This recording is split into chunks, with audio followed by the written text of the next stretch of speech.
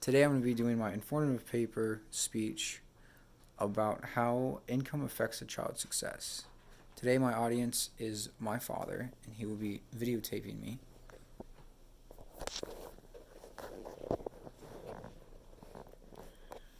Okay.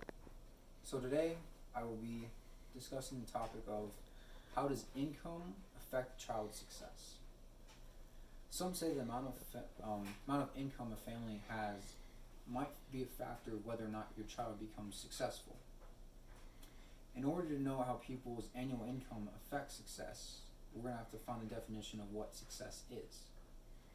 In the TED Talk given by Richard St. John's, he talks about the main 8 factors of being successful.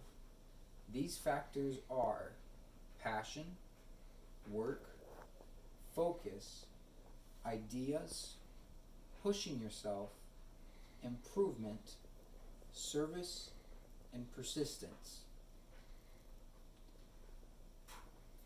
What exactly does that really mean, though? Well, in anything someone enjoys, in anything that someone enjoys doing, they must have a passion for it, a strong passion for it too.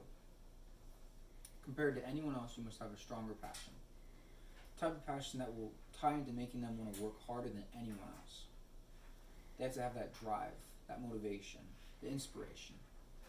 As some say, it keeps themselves pushing, and when you push yourself, you can challenge your abilities.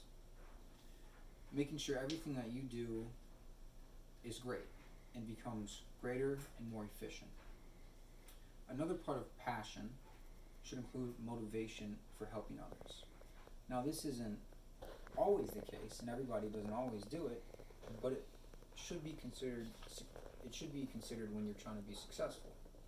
The reason why is because when you go and you help others, you learn so many different and new types of experiences, and you can come up with different ideas that you wouldn't have by yourself when you're just trying to reach your own goals.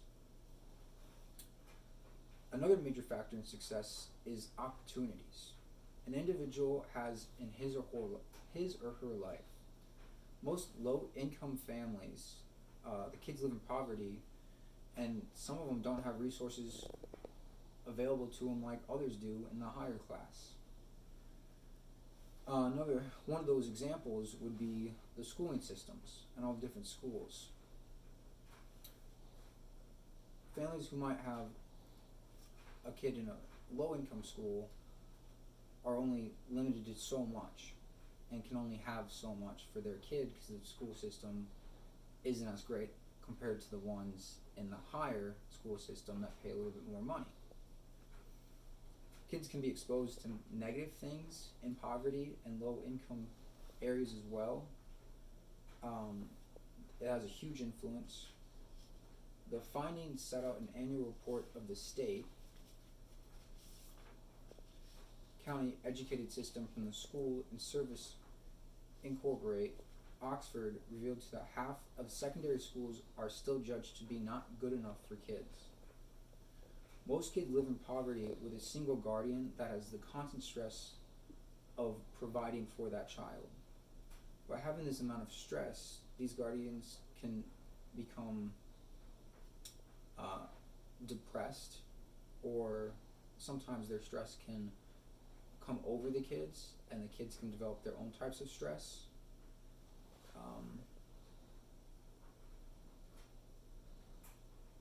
Students who believe that their situation in life will never change may go to little or no effort.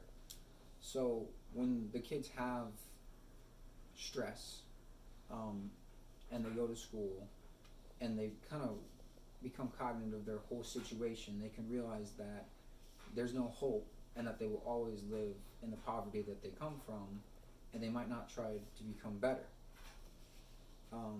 Parents can see their kids as projects, and when they see them as projects or a burden, the kids aren't too thrilled about that, and sometimes they can even act out. That's why a lot of kids in the poverty have some attitude issues or behavioral issues. They should try to develop different skills in organizations. They should try to become part of different teams or extracurricular activities outside of school to try to beat that. Because when you're being told that you are disadvantaged in life and you are far from being considered successful, then you will have no motivation. Unlike kids in higher income areas, they are kind of spoon-fed, or they are kind of backed up behind their parents, and their parents don't really see them as stressed because they don't have that stress since they have that money. The kids have no stress, so they only know success, so that's what they strive and become and do, kind of without even thinking about it sometimes. And because of that, they just keep pushing themselves, and because that's what they find to be the norm. And they tend to persist.